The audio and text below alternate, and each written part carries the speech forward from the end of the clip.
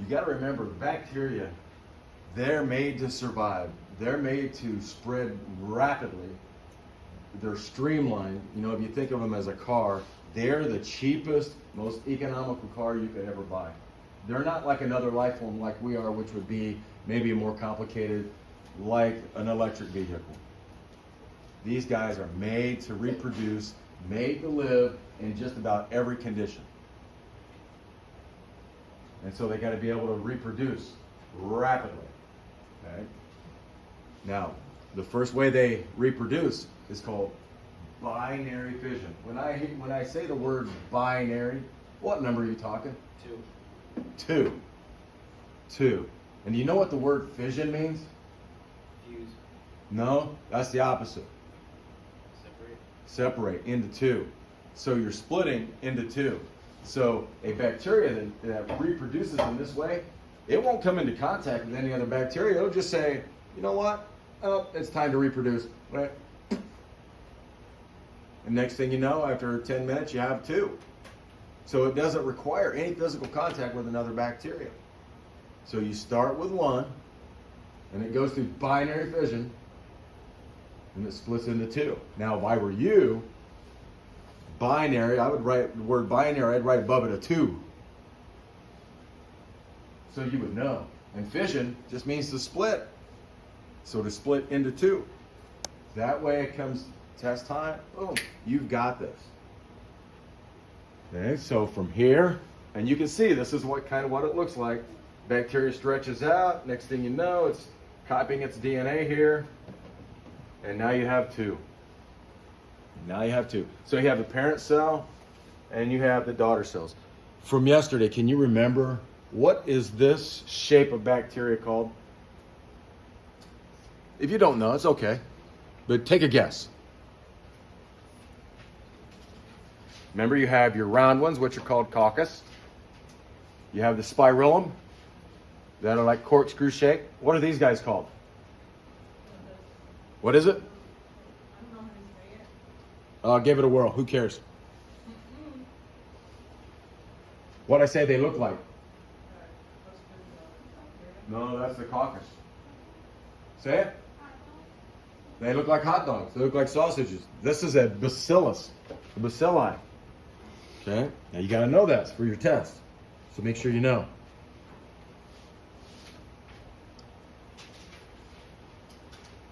Now, when human cells divide, it takes like 20 hours, roughly 20 hours. It takes a while. But bacteria, man, doesn't take very long, and they're rocking. So think about it. There's been reports. Remember that truck driver I told you about? Had the pimple on his backside, and by the end of the day, he was in the hospital. Well, think about it. Look at this.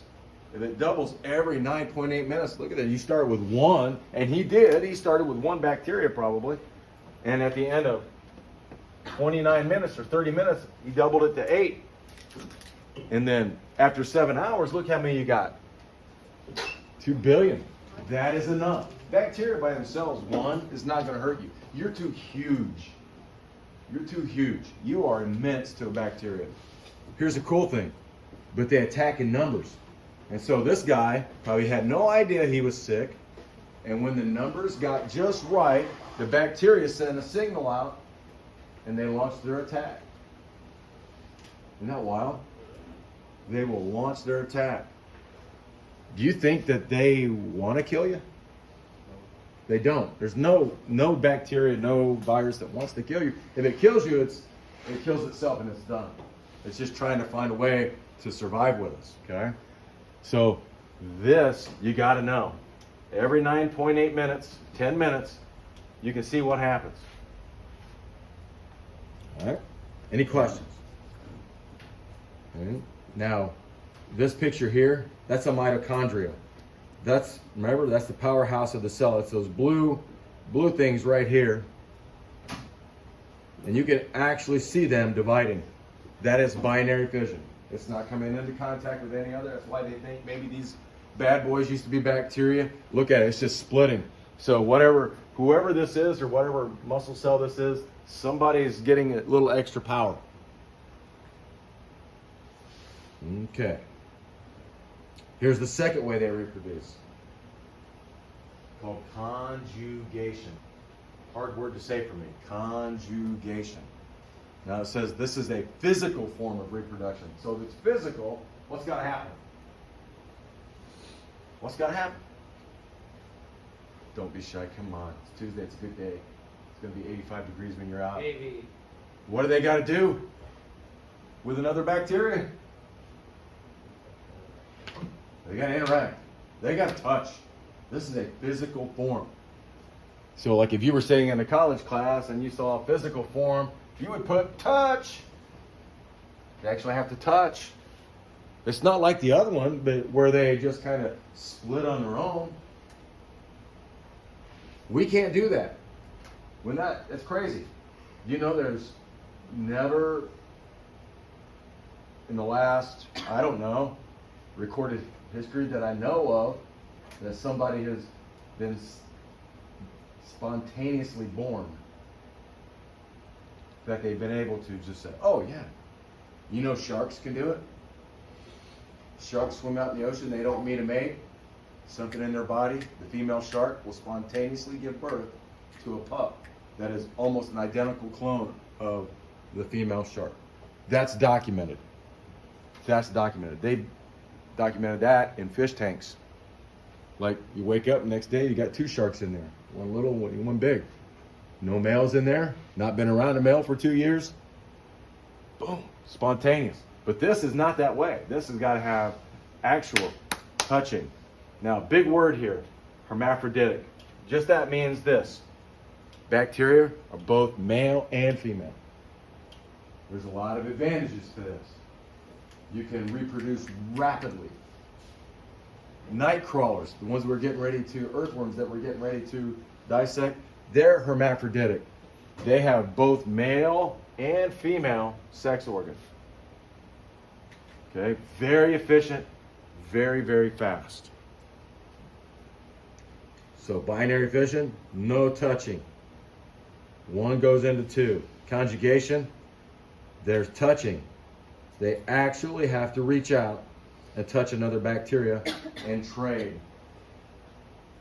I don't know that you would call this bacteria sex. It's not like we think of sex in biology. So they need to actually touch. And there's, a diagram of bacteria. That's how they trade off their DNA. Remember, that's crazy. One generation every 9.8 minutes. It takes human beings 20 years to get a generation. Bacteria, no problem. At the end of the day, they have way more than one generation in a day. All right. Now here's an actual picture of bacteria going through conjugation.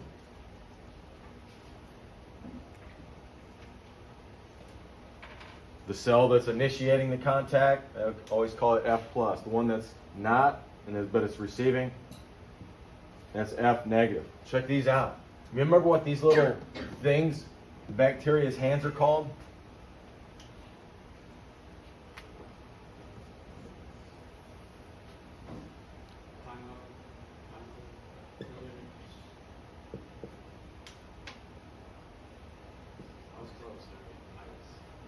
Pilus. These are pilus. Bacteria's hands. And look at this one. This one's actually reaching out. You can't see it, but there's DNA being traded here. And these are all the pili or pili, because this one here is sensing that it needs to reproduce, and it's really laying out a lot of those. Remember, that's going to be on your quiz. You got to know what a pili is. So it's just the hands, and you can see it's letting it rip.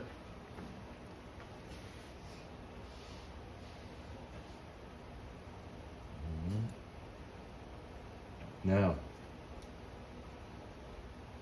here's another way bacteria do it.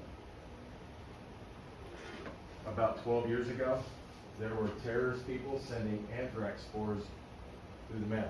You guys were probably too young to remember that. What they would do is they would put spores in an envelope, send it through the mail. A senator or something would open it up and breathe in the spores. Once you breathe in anthrax spores, it's fatal. It's fatal. You get them in your skin, not fatal. We can usually stop it, but once it gets in here, it's bad. It's said Russia has anthrax spores as a biological weapon. There's enough to kill everybody in the United States, like hundreds of times over. They even were scared that somebody could put spores on a light bulb, get on a train, a subway in New York, and drop it out of the window, break the light bulb, and every time the train passed over it, spores would be kicked up. Think about how many people would die. But this is the second way bacteria can reproduce. Let's put it this way. When you go through a hard time, don't you just like want to go sit in your room and be left alone? Right? Bacteria are kind of like that.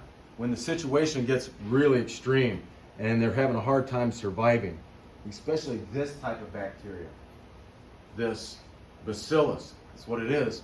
When it comes in where there's no food, or it starts to getting too hot, too cold, radiation is too much from the sun, or drought, look what it does.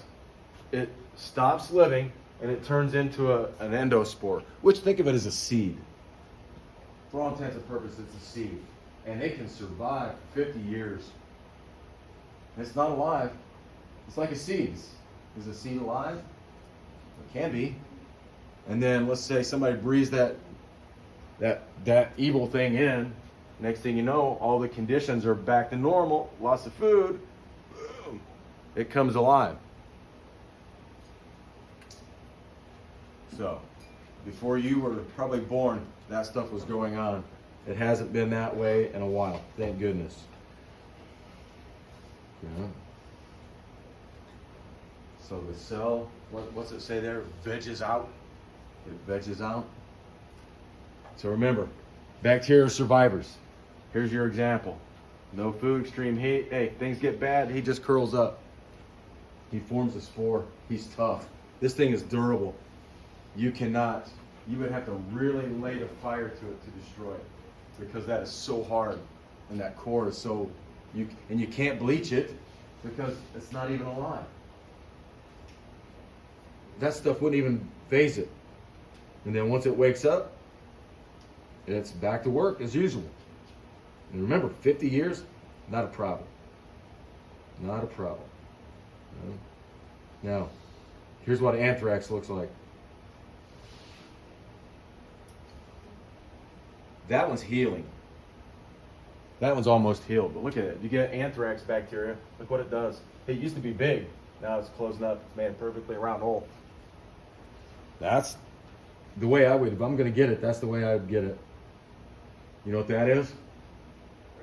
That's a brain. That's an autopsy of a person who had anthrax infection. Look what it did to his brain. Not trying to gross you out, but I mean, you guys are in high school, you should know what some of this stuff can do.